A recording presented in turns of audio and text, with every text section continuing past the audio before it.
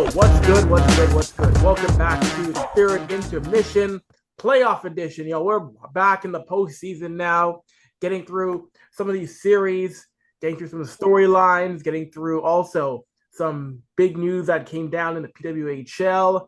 But first of all, we gotta introduce ourselves. It's your boy Avery here in the host chair today, holding things down with Jason and Marsha. Marsha, what's going on? How you doing? We out here. The sun is back after whatever treachery was yesterday. My goodness, some 0 degree weather, freezing rain. That's in the rear view. Onwards, onwards and upwards. We can't focus on that any longer. But good vibes today. Can't complain. One day at a time. Exactly. Cannot agree more with that. I got Mr. Jason out here. I won't see where he is. I will say he's on vacation, enjoying somewhere nice and warm. He's out. He's living his best life right now on vacation, aren't you, Jason? Yeah, man. Yo, freezing rain, Marsha. Oh my goodness. Keep that over there. I Where, know. where I am, I don't want it. I don't want none of that. You keep the freezing rain. When I come back, I'll bring the sunshine with me back. Thank you. Thank you. Just Yo, hang on. Just hang on. I'll be back soon.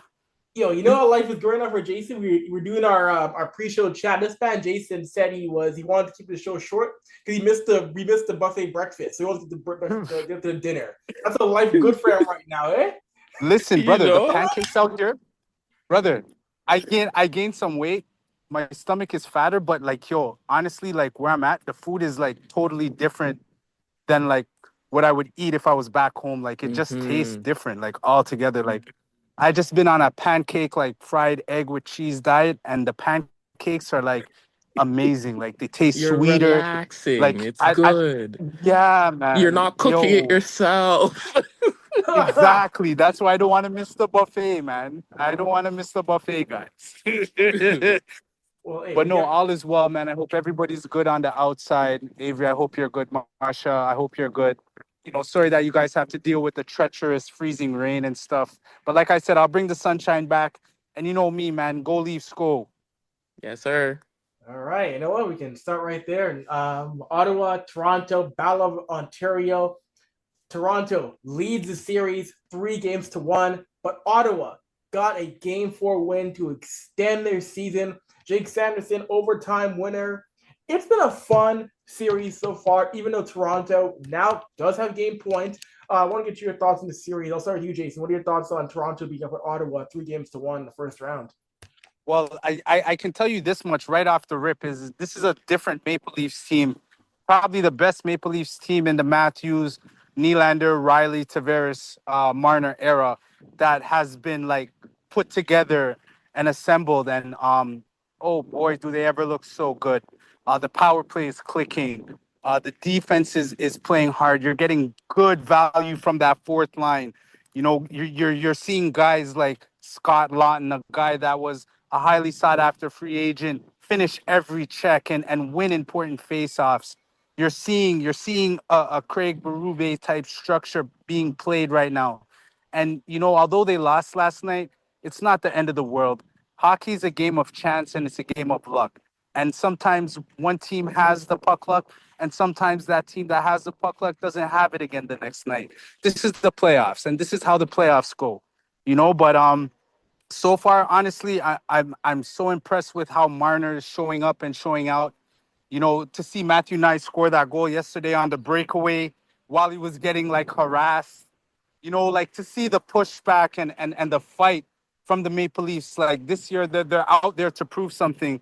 I, Ottawa, they battled last night. That was probably the most complete game Ottawa played in this series thus far.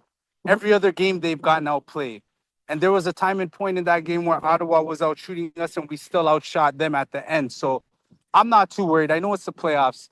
And, like that goal, it was a great shot from the point. Like, that's what you want to do in the playoffs. If it comes off the wall, you just want to put it on net. Benoit did that in one of the games there off a face-off win.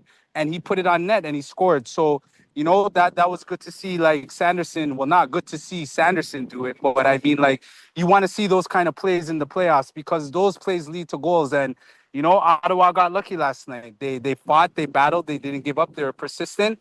But now Berube, said, you know what, guys, we're not going to practice today. We're going to relax. Tree Living connected with the Marlies to try and expose some of the Marlies, which I think is a good idea, to the playoff atmosphere. It shows that Tree Living wants to bring a cup to Toronto by doing that. So I like to see that. And also, I'm not worried about the goaltending. I think our goaltending is fine. Stollers, he had no chance on that goal at all. He was blocked. I think Carlo was in front of him, and Carlo is like 6'7". How are you supposed to see through like somebody that's 6'7"? You know what I mean? So at the end of the day, I'm not worried. It's still go Leafs go. We come back here Tuesday. We kick the Senators' butt. We send them packing and we get some rest. And hopefully Tampa and Florida go 7.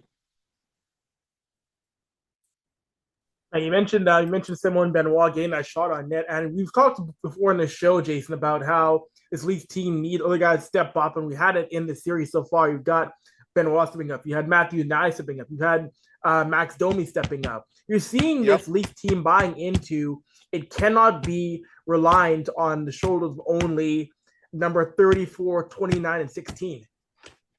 Oh, exactly. And this is the thing. You don't want to put pressure on them because you remember Berube is already taxing them.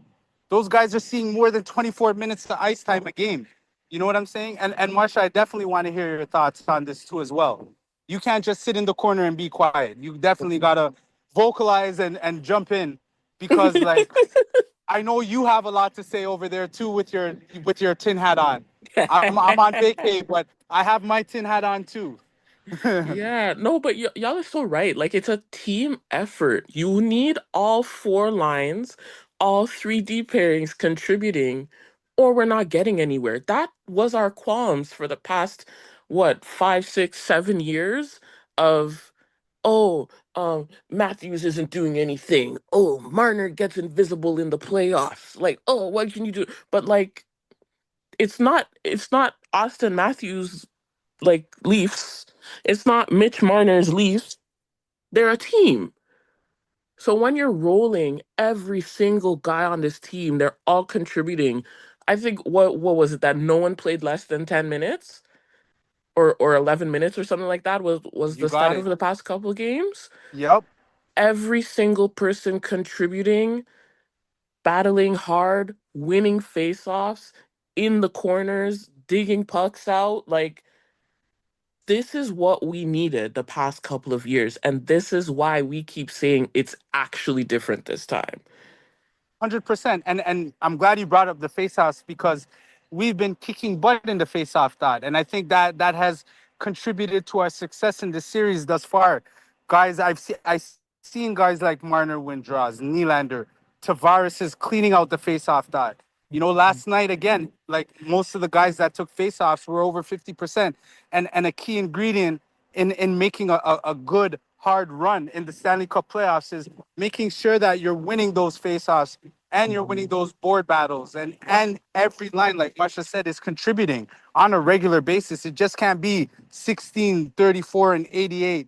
And one thing I want to say to all the people that shitted on Morgan Riley this year, you guys can kiss my black ass.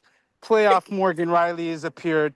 Playoff Morgan Riley is here. And playoff Morgan Riley will take us to the next round.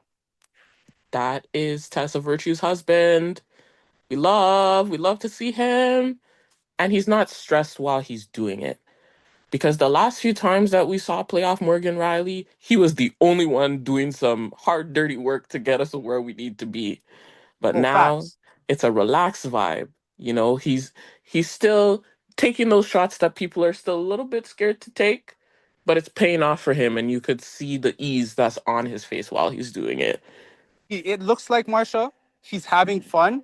He's Hmm. relaxed. And like you said, you can see his face is different. Like he doesn't have that stressed out look on his face.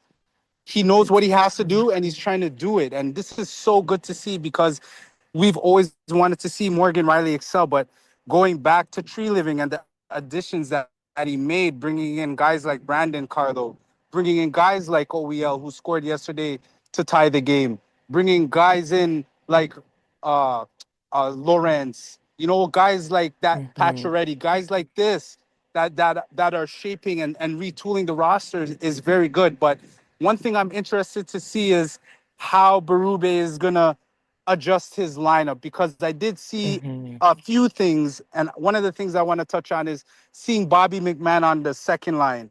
And I think Bobby McMahon is a good fit on the second line Hmm. because of the fact that we've seen how T'Chuk, when he's out there, he likes to bully people and bowl them over when they're not looking or they don't have the puck. McMahon is a big boy from Alberta. Big up yourself, Avery. Bobby Mc Bobby McDavid. He is a big Yes. boy. He can take the he can take the punishment. You know what I mean? So if you put him out there with Tavares and Nylander, now on your second line, you have another net front present who can go to the front of the net and create havoc for Allmark and Hmm. allowed Tavares and Nylander to skate and work with the puck. So I'm kind of interesting to see how the lines are going to be tweaked for the next game as well, Marsha and Avery. No, I agree big time there, because you know what? You need a little bit of a change. You need a little bit of a boost to the battery, so to speak, because when you think about it, that's the third game in a row that we went to overtime.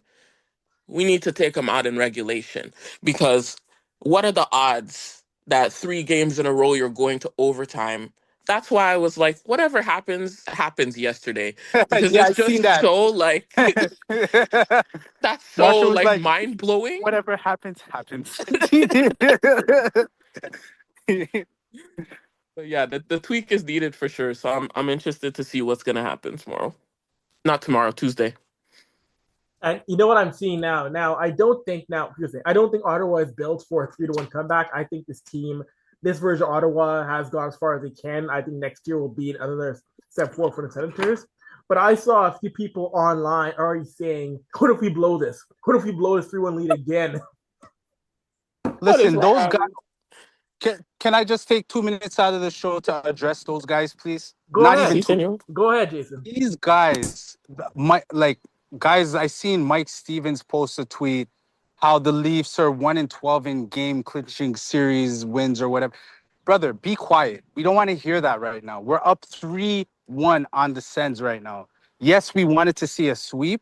Why are you complaining about us being 1-12 in series clinching games when we've come out in this series and completely obliterated everything Ottawa threw at us? We've dominated every aspect of this series so far. Why are you guys constantly on Twitter bringing up the negative? Why can't you just let us folk enjoy the ride? Let us have fun. Who cares if we lost one game? We're up 3 games to nothing. We won the first 3 games. You know what I'm saying? Like, instead of posting the negatives, talk about how Mitch Marner is showing up. Talk about how Austin Matthews is looking very good. You know what I mean? Talk about how the defense is actually blocking shots. Marsha, I think you put up an interesting stat, or you mentioned an interesting stat in our group chat about the 67 block shots. Yes, my Yeah. team hat is on. You know what I'm saying? Like, you guys just out there in Twitter land need to relax. Just breathe a little bit. We're built for this. We don't have Sheldon Keefe behind us. If we did, I would worry a little bit, but we have a guy that's been there. We have a guy that knows what it takes to win game clinching series. We have a guy that has taken a team in St. Louis that was terrible in the first half of the season, called up a hot goalie, and went on and made one of the most incredible runs we've ever seen witnessed in the NHL. So all you guys on Twitter, oh, the Leafs, it's 3-1, blah, blah, blah, blah, blah, blah. Yo, just be quiet, bro. Like, I don't know, maybe if you like to drink alcohol, have a drink of alcohol or something, bro. Like, just relax and just breathe. Enjoy the ride, man. This is what the playoffs are all about. You're not going to go in there and sweep every team on your way to a Stanley Cup. I don't even think that's happened unless Avery can correct me, because Avery knows all the stats. But I'm just saying, like, we're going to lose some games, and some of the games we lose are going to be close, but it's not the end of the world. Like, one thing about our fan base, I love the passion. Marsha and Avery, I love the passion, but one thing I can't stand is that if they lose, it's like worst case The scenario end right of the away. world. It's The the end of the doomsday world. clock is 1 minute closer to midnight. Like what? There's Right? still time Uh, left.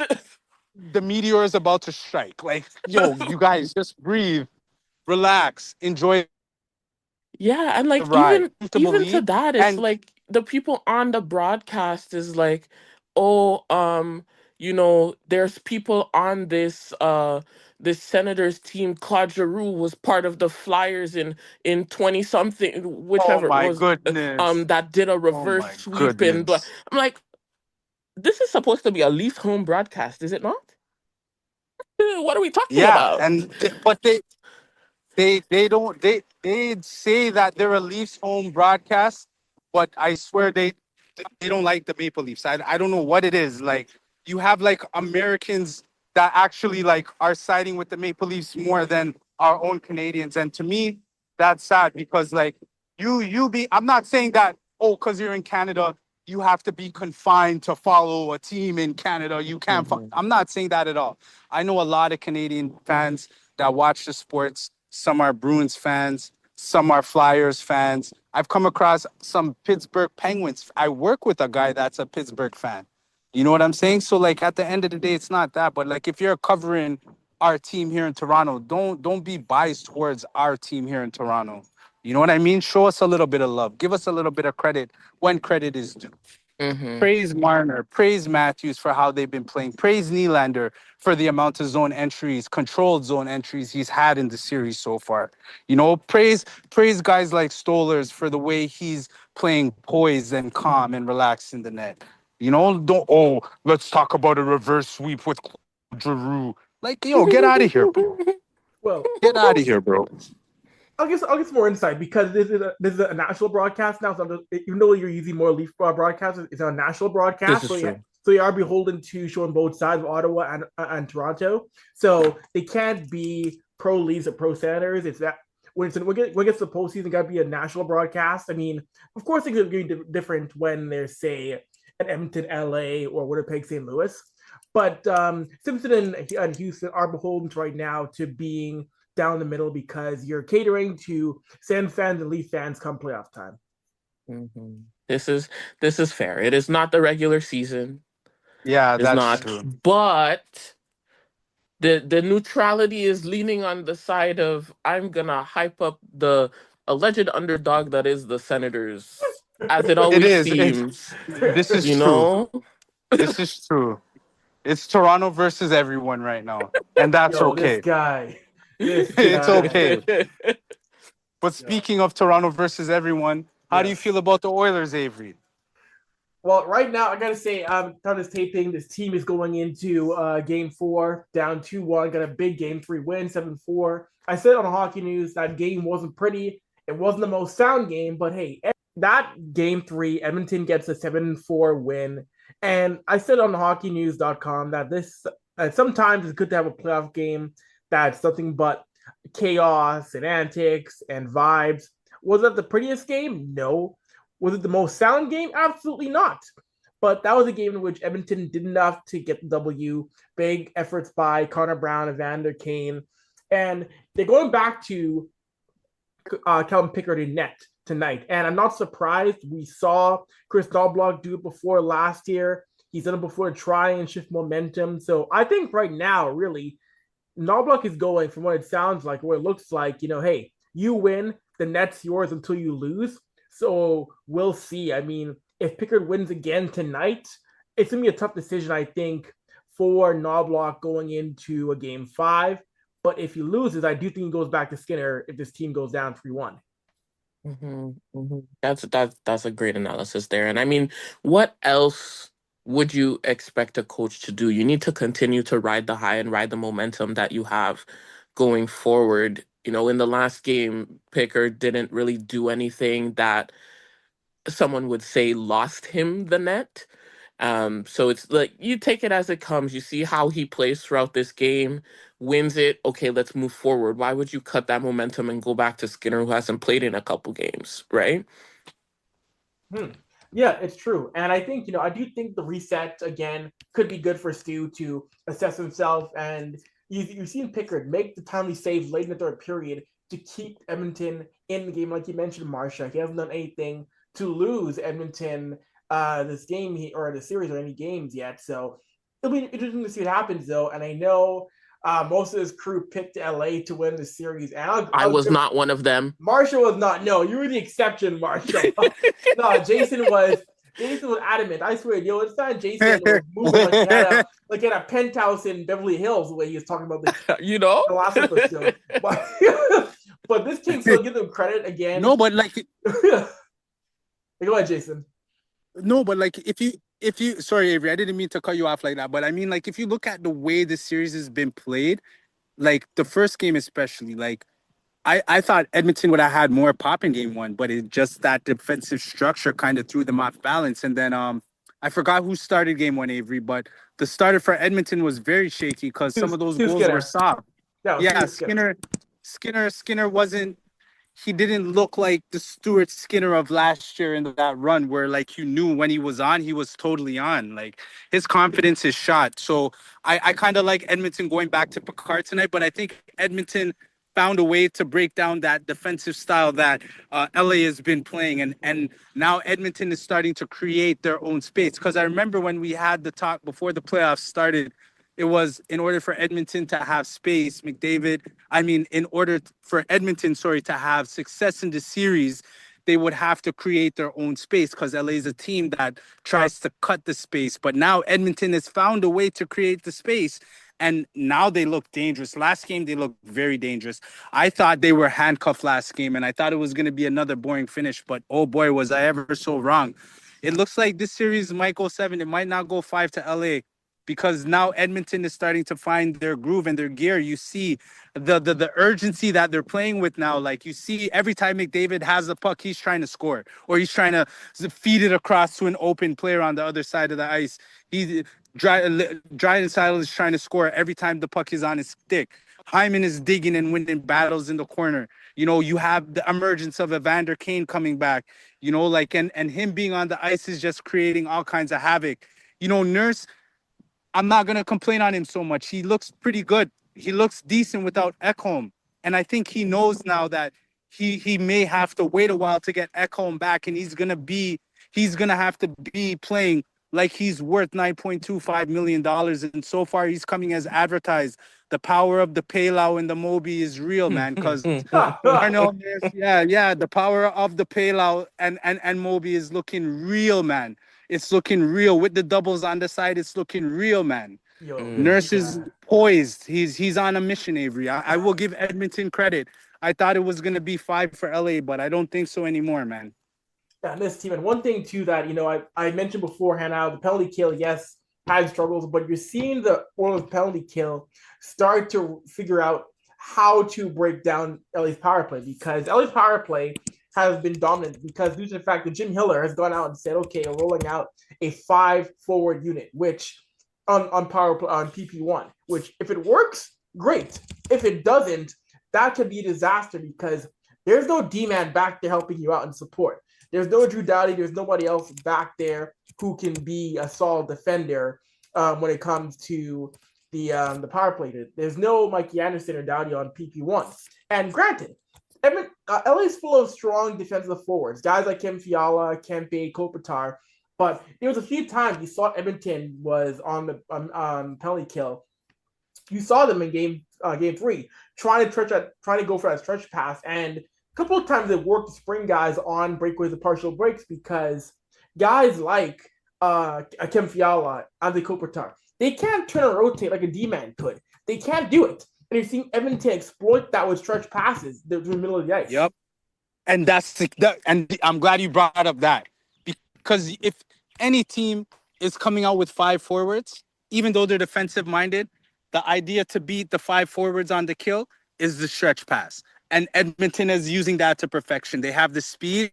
They have guys that can fling the biscuit around like nobody's business, and it's working to their advantage, right? So LA might have to regroup and re-strategize that 5 forward power play. Maybe if you need a goal, you throw out 5 forwards. But for now, 4 forwards and a defenseman and split up the time between Doughty and Mikey Anderson. So at least you have a defenseman back there anchoring the point. You know what I mean? While the 4 forwards work on the power play, because that stretch pass definitely exposed them last game. And if they keep coming out with 5 forwards every power play, they're gonna get exposed. And that being exposed could cost them the series, man. I'm not even gonna lie to you, Avery. Edmonton looked really good last game, bro.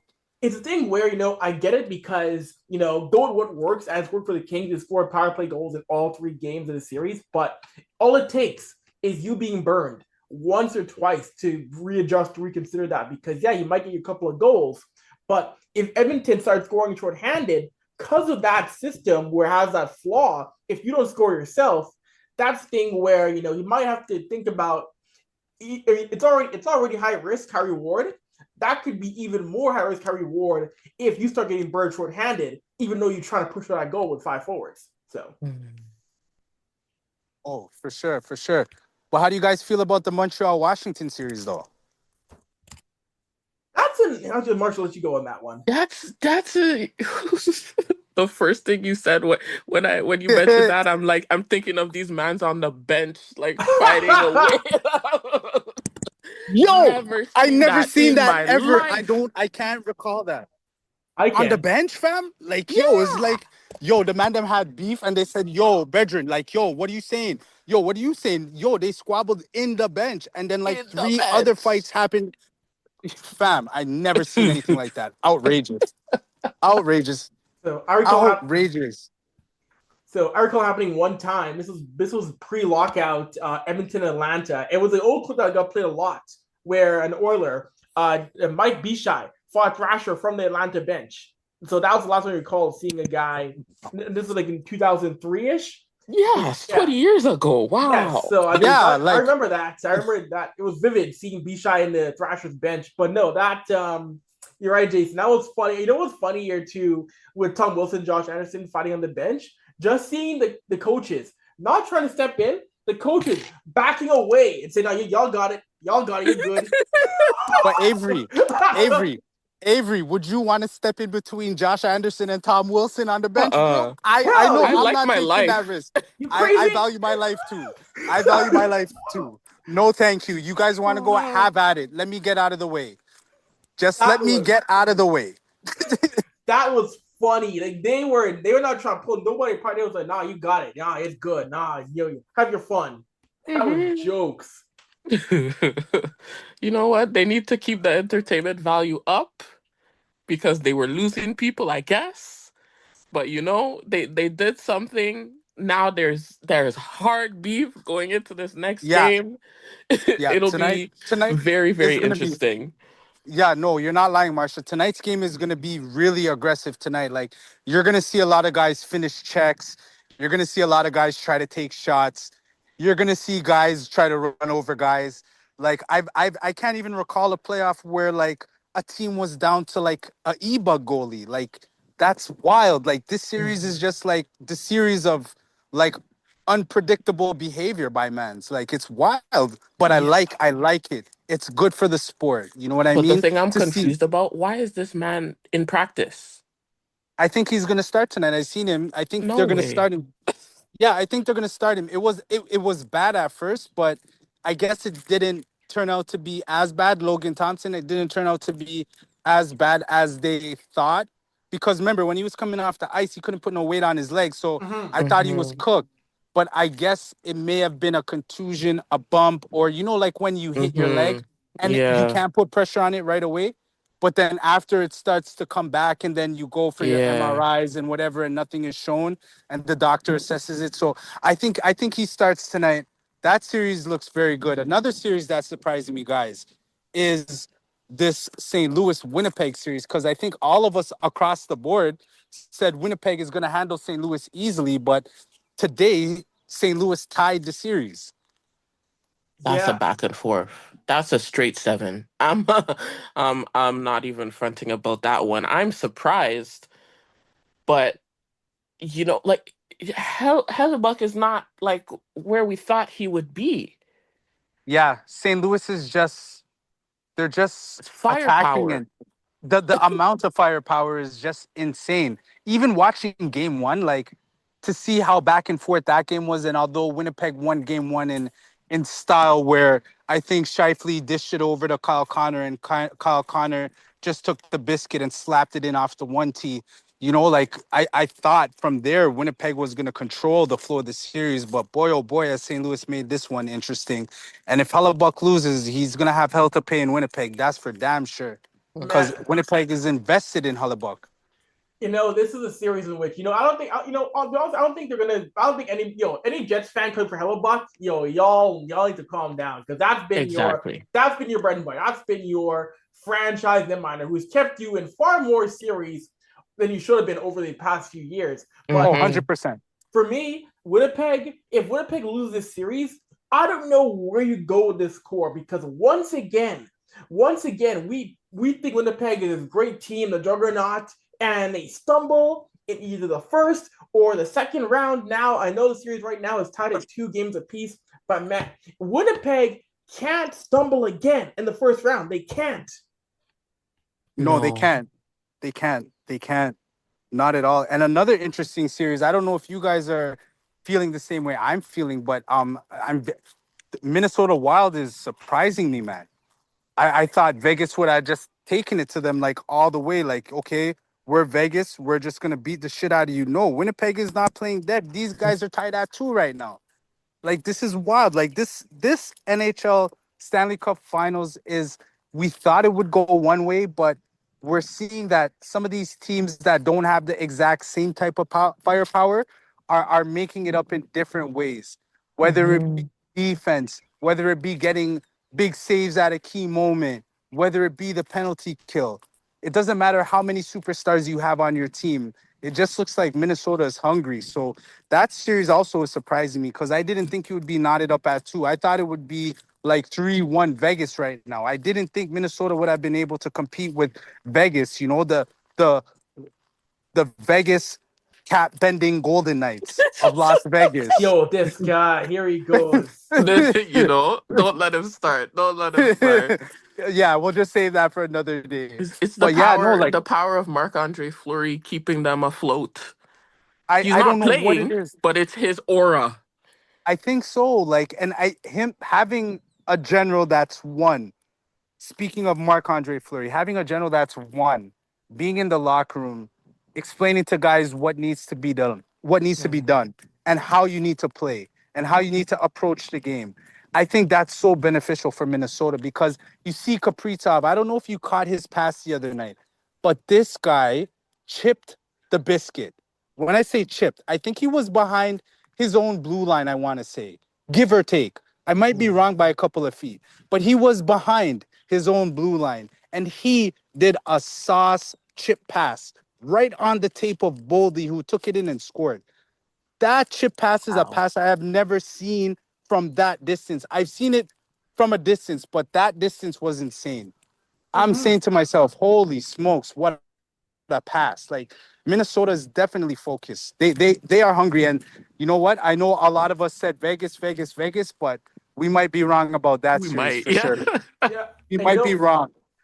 I'll give credit too. For a long time, the Minnesota Wild were easily one of the more boring teams in all of hockey. That Jacques Lemaire trap hockey that stayed forever and ever on. Man, the Minnesota Wild are now. I mean, come on, it was a snore fest, yo. It Yes. was Yeah, the Jacques Lemaire. Yeah, that trap hockey is boring as hell, bro. Like, what the yo. hell? If you need to get a back today, if you need to get a good night's sleep, put on Minnesota Wild hockey. You'd have been sleeping within 5 minutes. You'd have been out cold. Am I lying? Yo, am I lying? No, no, you're not lying. You're not lying, fam. Like, yo, for Yo, real, they play a boring style, but I don't know what happened because they're not playing a boring style. The no, style that they're playing is amazing hockey, bro.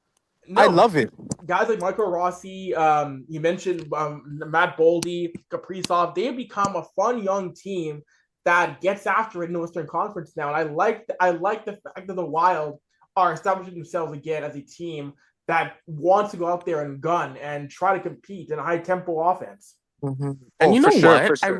I really, really think they're in this mindset of every day is a new day because it took them until game 82 to say, are we in or are we out? So they're Yeah. really just riding every single game. Like I'm putting it all out there. This is the outcome. This is what we want. You know, let's pick up the things we did really well. Let's acknowledge the things we did bad. We move on. We move forward. We elevate every single time. Well, yeah, and that's a valid point again, Marsha. Like you're on the money today, man. Do you have the winning lottery numbers? No, I'm just joking. But Hold on, let me check. but no, like they have this sense of like desperation to them because, like you said, like they had to wait till like game 82, right? And for a team that has that type of desperation, it comes with playing a different type of urge and style of hockey. Like, okay, we don't know when our last day is gonna be, so let's just go out here and excuse my language, let our balls hang. You know what I'm saying? And just let it ride. Like, you know what I'm saying? And this is, like I said, this playoff so far has been fun. Even the Colorado Dallas series. Like, Mhm. salute Landeskog, for scoring a goal. That was a beautiful thing to see. And that shot, Troy and I were going back and forth in the chat, and yeah, that was a nasty shot. Like, he didn't even miss a step. Like, oh my Mhm. goodness, he's back. Oh my goodness, is he ever back? Yeah, and jumping to that series now, right? Thank you, Jason. You mentioned that series, Jason. Dallas, Colorado, the one that everybody wanted to see happen, the two juggernauts facing off in round one.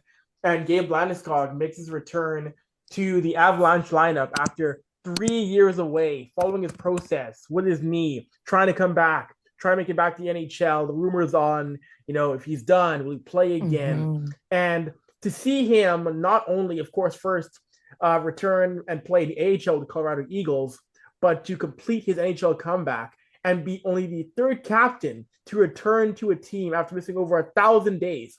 Only the third man. The NHL's been around for over 100 years, and the only other players to miss time for that long was due to fighting in World War II. This is a Jesus. rare thing to Crazy. see happen, and to see him come back from all that time off and return to the Avalanche lineup and score.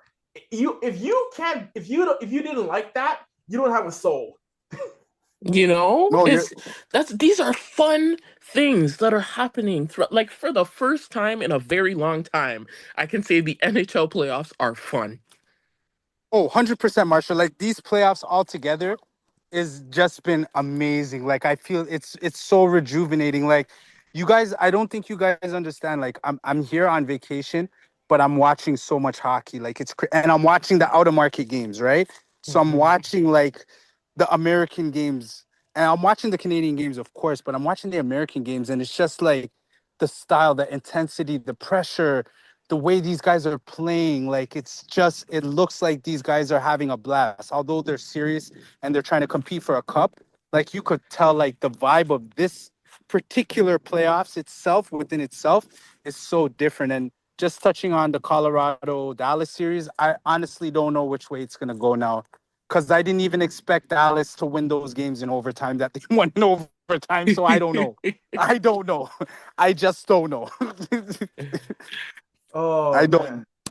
no, it's been fun. Actually, I pulled up the note here. The other two players who were away for 1,000 days I mentioned, Leaf connection, the legend Still Apps in 1945, and Wings legend Sid Abel, 1946. Both Abel and Apps missed over 1,000 games. Like I mentioned, because they are fighting in World War II. Like Aye, that's Salute to a those aye. guys. Salute to them, man. They fought to free the world. So you got to salute that. They fought to free the world and came back and scored a goal. That's crazy. right? Like that is like that. I've always like those stories about the NHL during the World Wars. World War NHL to me is a fascinating thing to see how guys left their careers in the 40s to go fight and came back and resume. Like that's a different level of dedication in my mind. They're Oh, built different. 100%. They were built If different if back then. if that's not dedication, Avery, I don't know what is. You know what I'm saying? Like, you're going to fight a war to come back to score a goal in hockey. Like, come on, bro. That's huge. That's huge, man. So you Right? definitely got to salute those guys. This Yeah. Tampa series, though, I needed to go seven, guys. I don't know, Marsha. I needed to go seven, and I need them We to need the beat the rest. living. We need those two teams to beat the poop out of each other. That's what we need them to do. Just keep eating. Just beat the poop out of each other for the next few games. Oh my Yo, I gosh. think every Leafs fan was saying every Leafs fan wants to go see. Yo, I think Leaf fans would say, yo, can you make the series best of nine? Can they play a best of nine series, a best of 11 series? Yo, they want Yeah, this series to go as long as possible between Tampa and Florida. oh yeah, they're both Mhm. they're both cap benders too. So they should play 10 games. Not the 11. That should be their Oh god. punishment. That should be their punishment. playing a best of nine. Yeah. But no, Tampa actually looked very good. I don't know what Cooper said after the first two losses on home ice, but you could tell, even though they gave up the first goal early yesterday, they came back. They were poised.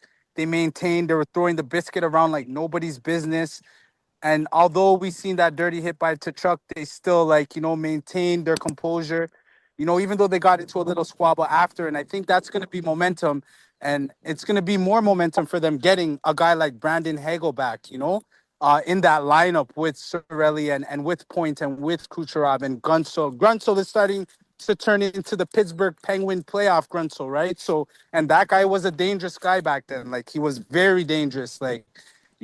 So to have him in your lineup in Tampa, he's going to cause a lot of problems for Florida. But Florida, again, they have that relentless forecheck.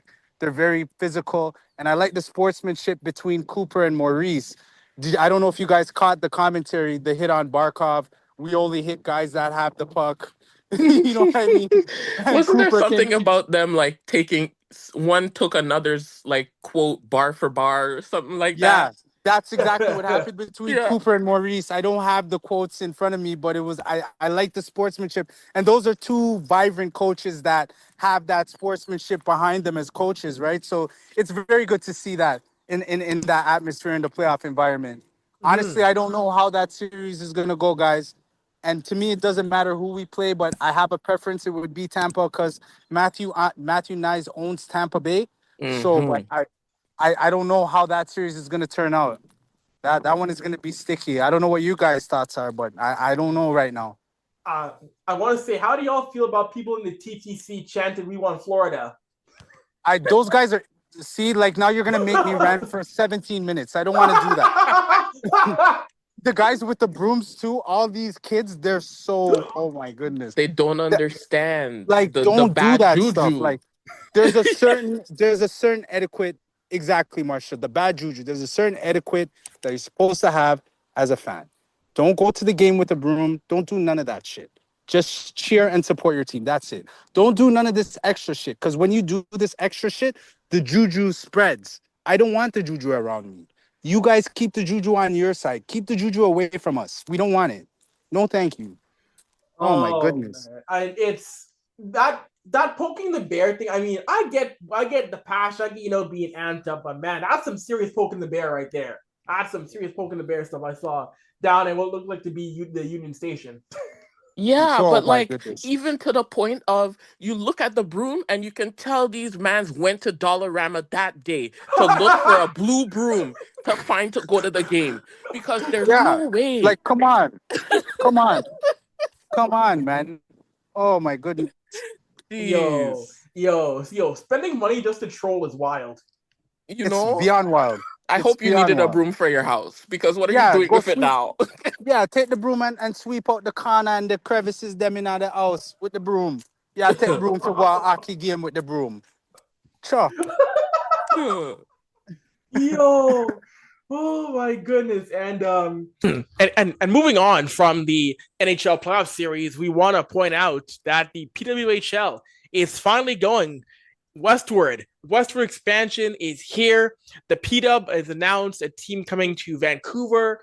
And next week we'll get a presser announcing a team to Seattle, which leaked early, unfortunately, on the PWHL team shop. But formally, Westward is the P-Dub's plan now. We talked about it before on this show. It's been rumored for a while. So I'm glad to see the PWHL finally going westward. Of course, there's still things to sort out when it comes to travel, road trips, considering it's only two teams west of Avery, Mike, Minnesota. Mike. Again? Yeah. It Jay, just that shipped might be out for your like a week. connection. It could be my connection, so just keep going. Oh, one sec. Okay, hear me now? Okay. Yeah. I'll do it again. Okay, one sec. All right. So all right. Jumping from the NHL playoffs to the PWHL, the P-Dub is finally committing to westward expansion. The league is going next year to Vancouver, and it'll be announced shortly. The league is also going to Seattle. Westward commitment. It's long overdue for women's pro hockey. I like it. Of course, there's still things to sort out with the league having only two teams west of Minnesota, but that'll be sorted out. And a future that we'll see more teams to come in the Pacific and Mountain time zones. I'll start with you, Marshall. What are your thoughts on Seattle and Vancouver coming to the PWHL next year? Hallelujah, praise the Lord. It's about time.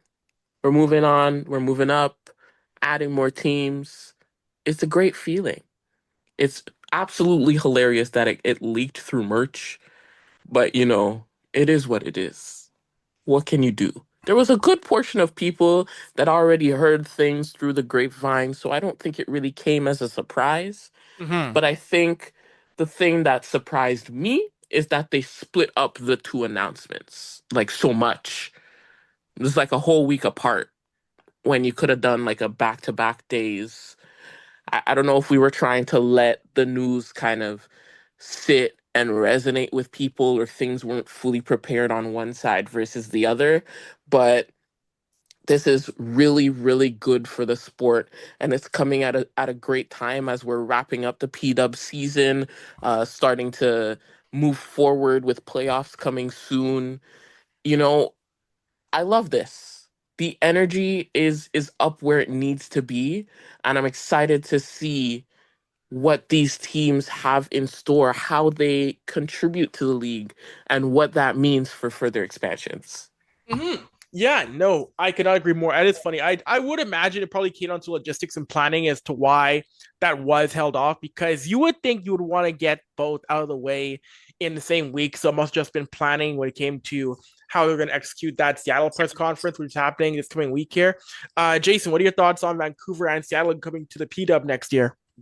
That's good. The only issue I have with that is like with the other East Coast teams, like the flights and the what am I looking to say? The way they're going to coordinate the scheduling. Hmm. But I think it's good for the league because we've been talking about this and advocating for the league to grow. So it's good to see that the league is taking the steps necessary for the league to grow, get more women involved in the sport. Give some other players around the world the opportunity to play hockey on a higher level. I would say right now a higher level for professional women's hockey. You know what I mean? And that's definitely a good look. In regards to the announcements, maybe they could have done it better. Maybe they couldn't have, but ideally, like you got to give them a little bit of credit because this is the first like real go around, and they're gonna make mistakes along the way. Maybe they use this as a better a learning lesson as far as okay. It is good. And when it comes to growth, one of the big things is that a 6 team league cannot stay at that level forever, because you've got a lot of top talent coming up throughout the ranks of the college teams, overseas players, and at a certain point, a 6 team league isn't big enough for the talent that's coming up through the ranks of other pro leagues in Europe and the NCAA and U Sports. So you're going to have to grow eventually. And Seattle and Vancouver are going to give more women places to play in North America. Yes, definitely. Hundred Because if percent, that's not 100%. happening, you have what the issues that are going on in the WNBA. You Mm-hmm. have people that are drafted, you have people part of rosters. By the time the season starts, you have half those people gone because there's no spots for them anymore. Exactly. Yep. Yeah. No, it's so true. And we're seeing WNBA. Yeah. That league is now expanding with, again, Golden State coming in this year and Toronto and Portland coming in next year. And we see the NWSL and women's soccer growing, the NSL. Like, we're seeing these leagues say, hey, we got to find a way to get in here and give women more places to play. And Jeff Merrick wrote about it in DFO how the league also looked to at Edmonton and Denver as future expansion markets. So it's looking like Western expansion is going to be a thing that we're going to hear more about if indeed, we do commit to seeing an Edmonton and Denver franchise in, say, a year or two or a couple of years, whatever. Because I do think that it'll be nice to see a league that is at 12 teams or 14 teams with an even amount of teams in the East and West, and still adding and still giving markets Mhm. like Chicago, like Pittsburgh, like Quebec City, their own team as well too. Oh, Oh, for sure, that would bro. be amazing. Yeah, because then we could like have like legit like imagine if they get like a team in Quebec. That would be crazy because the Montreal Quebec rivalry will be right back on. But this time it's like women and like I said, I think there was a women's hockey fight I seen the other day, like not the other day, but some time back, and I was Yes. shocked. Yep. Like Yeah. these women that play the sport are not the women. They do their feminine things. I'm not gonna lie. They go do their nails, but their nails are not like super long. Their nails are super short. Like they were punching each other with the gloves on and shit. I was like, holy shit. Normally, like men would just take off the gloves. These women were just going at it. Like they hated each other. Like, oh my goodness. I love women's hockey. Yeah. I'm definitely advocating and loving women's hockey. They play the game hard, physical, and they played like with everything on the line, and you'd love to see that. You'd love to see that. Yeah, you're referencing the Boston Ottawa fight with Jill Saune and Teresa Yes. and Teresa Van Silva. And I watched that fight. Yeah, that was the first recorded actual fight in PWHL history. And of course, gloves make sense because in women's hockey, everybody wears a cage or a bubble. So it wouldn't make sense to take your gloves off in this league. Yeah, definitely. But just to see that shows you that women, like men, can play this game at a very high intensity pace. And this is what we want to see as fans, man. So salute the P-Dub. Hopefully you guys continue to grow and flourish. And we here at our podcast definitely want to see you guys grow, man. Real shit. And wanting to add here, time of this lovely taping, Yes. the Toronto Scepters have officially clinched a playoff spot for the second year in a row. There you go. Redemption time now, man. Sir Nurse, Spooner, redemption. Let's go, ladies. And you know what's funny? You mentioned how they have clinched a playoff spot. One thing that I have liked is that, man, that first spot in the league isn't settled just yet. Montreal's at 48 points, Toronto's at 45. Those two, Montreal is secure. Well, not secure, but they have 2 more games to go. It's not done yet. If Montreal loses out and Toronto wins out, Toronto gets top spot in the P-Dub going to the postseason. Yes. Well, you want that advantage.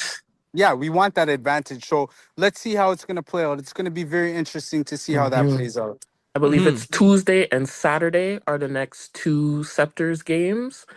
So we'll see. We'll definitely see how that ends up playing out before the playoffs start. Oh, exactly. Yeah. I was just gonna say before you guys continue. Sorry, Avery. I was gonna cut you short because I gotta take a shower. They're starting to line up for the buffet, so I just wanted to send my love from where I'm at. You guys take care of each other. Make sure you guys drink your water, okay? All right. Yes, sir, Jason. Sí, senor. Yes. All right. Sí, senor. Get out of here, Mike. Adios, amigos. Yeah. All right, Jason. All right. Before we wrap things up here on the show, I do want to ask you, Marsha. So you probably saw Marsha, Turner, TNT. They're catching flack for not sending on the road their broadcast teams for every game in Canada, and they've stated that it's due to cost, production expenses, and I'm sorry. The fact that Turner is okay with having a remote broadcast for Ottawa, Toronto, and games in Winnipeg and Edmonton, LA, when remote broadcasts sound awful. For a multi-billion-dollar corporation like Turner Broadcasting and TNT to say, whoops, too expensive, to not send your full broadcast teams on location because it's out in Canada, that's embarrassing. Embarrassing. It's disrespectful to media. It's disrespectful to the sport. It just goes to show how much you really don't care. Because what do you mean? All these years, you have people that you can send out. You have the money because you have the media contracts. Not even to say you have to send out the full desk, the full team. Take your commentators. Yep. Take one ringside person, maybe. Your camera person and an audio person. What? That's like 5-6 people? Yep. Can't pay for a flight for 5-6 people? And if you split it up in a way where, okay, it's not these people doing all these trips. You have a go team for the East, you have a go team for the West. Yes. And you're just working around. You're sending things out, like book your flights on a nice group discount or something. But like remote is just a joke because you're so behind. You're not even catching things as they're happening. You're watching from one screen instead of watching from a screen in the press box, but being able to peer over the ledge and see what things might be going on in a game. Exactly. And audio wise, It sounds awful. I was listening back to the audio of Game Three of LA Edmonton, and Steve Mears and Colby Armstrong are calling the game from Atlanta. And you compare that to the Sportsnet broadcast team in arena of Louis DeBrusque and Jack Michaels, and the audio is so different. You can feel the vibes of them in Rogers Place. When you're watching the TNT feed with Mears and Armstrong, it just feels, you can just sense you're not there. You're in a studio somewhere Yeah. else. Yeah, it's too like distant. Like Yes, you can hear the emptiness of where exactly. they are, and it just removes so much from that playoff energy. This isn't a regular season game. You need to bring in that energy. Yeah, you absolutely have to. And the only person that they sent to Edmonton was Jack Redmond, who I ran into today. Jackie's the only one actually in Edmonton for game three and game four. So I think, I mean, yes, as much as you have Jackie down there doing ringside reporting, she can only do so much to convey what it's like in Edmonton. Yeah. That's a big miss on their part, and I hope as we go forward in these playoffs that they realize how much of a mistake that they're making and they Mm-hmm. find the money somewhere, because you're really losing out on people listening to and watching your version of the broadcast because they're just really sick of the sound. Like Yeah, it's not conveying what we need it to convey at this point in the season. no, exactly. And the thing is too that you talk about, traveling through Canada, but at the same time, I don't feel bad for you because you know what league you signed up for to broadcast. It's not the NFL or the NBA or Hmm. MLB, where you might have to go to Canada once in a while to play the Toronto team. Hmm. There are seven teams in Canada in the NHL, and you're acting like Hmm. you're just not learning this. Come on now. That's a knock on the budgeting team, a knock on the finance team, a knock on the logistics team. What are we doing? Like, What are we doing? blows me away that you want to cover the league in the Big Four, the most Canadian teams, and then say, "Oh, we gotta go to Canada again, or this Mm-mm, much." Like what? mm-mm. Immediately, like, revoke your credentials. There's no way. There's no way. You blows Because me what away. are you gonna do when we get to conference finals, when we get to the Stanley Cup final? Like, What are you gonna do? Oh, we still don't have the money to send people around? like it blows me away because yeah, you're right, Marshall. What are you gonna do if a Toronto advances or Montreal or Edmonton? Like, what are you gonna do if these Canadian teams keep going forward? Keep not sending you crews? They better find people that can enter the country because I, I could not, and I love how they tried to spin it. They openly said to the people, Marsha, it came down to money. oh, Nobody is going to feel bad for Turner you Broadcasting. know, how long have you been in the business, Turner? Come on I now. have some self reflection here. You guys make billions. Come on. Ah, yeah, yeah, yeah, yeah. A company that's been around for eons and eons and eons. It's what, like 50, 60 years in the Yeah. broadcasting business? Yes. Oh, geez. I face. I just for spite, just for out of that. I want to see what they're gonna do to get an all Kane team cup final. What are they gonna do No, in the cup no, final? exactly. Like, because this year the cup final in America is on TNT this year. So what are they gonna do? The cup final is Toronto, Winnipeg, or Toronto, Edmonton. What are they gonna do? Really, really, and truly, because you bring in a revenue of, I'm looking at it here, you bring in a revenue of about $14 billion every year. You have about 2,600 employees, and you mean to tell me you can't find anyone, you can't find any dollars that can come in? Right? And they were saying how it's tough to find a mobile truck. Don't give me that. Don't give me it's tough to find a Jeez. mobile truck. Don't it's not 1931 anymore. Okay, You tough know what? though. All you need is to find a Mercedes van that's on rent from somewhere. Hook it up with your rig and your audio visuals. You, but also, you're in Atlanta. You're Yeah, based in Atlanta. Make someone take a drive with Well, it was they went to all the excuses that no one would feel bad for them for. The lack of self awareness blew me away, Marcia. They just doubled and tripled down on just the worst statement in the world. really and truly, Avery. I'm like, now I'm wondering, is it okay? We know money is not the issue. Is it just that they have no one that can enter the country right now? I I don't Do know you if have a passport? Do we not have? that's the thing Are I've we learned. missing visas? That's the thing I've learned over the past year or two that there's a lot of people. There are a lot of people. I mean, not all, but there's a lot of people down south who just don't think they have to leave the country for work. So they don't have those visas to leave the country to work, or they don't have a passport. They don't think they're going to be leaving the country for their jobs, so they have no way to work outside the country. It blows my mind. Blows my mind. Like again, I would assume as much. You're in the NHL, just assume you're gonna eventually have to go to a Canadian market. You know, And man. I my last point before we wrap up before we end the show here. It's bad. Okay, bad. Okay, whatever. You can't go to Edmonton, Winnipeg. Fine, but you don't go to Ottawa. When you were in Hey. Toronto, like you can't go 2 hours to Ottawa. Come on now. Come on. Oh Be gosh. for real. They're just not serious. That's really and truly all it boils down to. They're not serious. No one should watch their elements of the broadcast because you're not getting anything out of it until they can open their eyes, open their wallets, and say, "Hey, let's make this what it needs to be."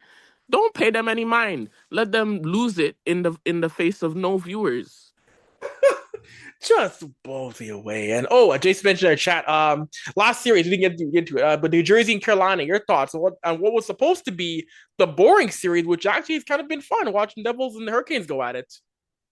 I'm riding out for my guy Freddie Anderson. Like, he's doing the thing. Yes. I'm so surprised that this series, which was such a nothing series before we started, Mm-hmm. has turned into sheer greatness from the Devils wag jackets to the players on the ice. There's Yes. just a lot of energy and a lot of deep down dedication of these players not wanting to be down and out. Nope. Exactly. And for Carolina, I want this to be the year they can finally take the next step because we've seen them be so close, so close, so close. So if they can find a way to again make it to an Eastern final, because that's a fun team that's been trying to push. And I love Rob Brind'Amour, what he's done as head coach in Carolina. Rob Brind'Amour, he's that rare great player who has turned out to be a wonderful head coach. Mm-hmm. Because like he has grown with the times. He realizes that the league we're in now is not the league that he's played in. He's adaptable. He listens to his players and he just has fun while he's doing it. He knows when to turn the switch on and off of seriousness and fun. Yes, I could not agree more with that. And I'll say this much. Rob Brind'Amour at 55 years old still looks like he could play in this league. He still looks like he could play. Because I don't know. That man is still, seeing him, Marcia, you remember when that bubble series in 2020? Yeah. This man, Rob Brind'Amour, been retired for a decade, still out here walking around in a no shirt on and an 8-pack. What? 4 days. Holy crow. That's what a man called Rod the Bod. Wow. I feel like that would be fun. Pull up, do like a coaches versus players thing. And Carolina is the kind of team that would have the energy to do something like that. I feel like that would be really fun. Yes, no, that's a team in which the Hurricanes, they've grown on me a lot. That is a fun team in which that's a team where I would not feel bad seeing them win a championship with the core they've got, Marcia. 100%. All right. And with that being said, that's it for the third intermission, one of our first playoff shows. And don't forget, May 27th, come down to Stacked Market, take in third intermission live. We'll have panels, we'll have guests. come down, meet the crew, say hey, be the people we're going to be down with. We're working to make a safe space in person for Black folk and people of color and marginalized groups to come down, talk hockey. Be there or be square. That's right. With that being said, Jason already said it, drink your water, but thank you for allowing us to grace the space in between your head top. Until next time, deuces.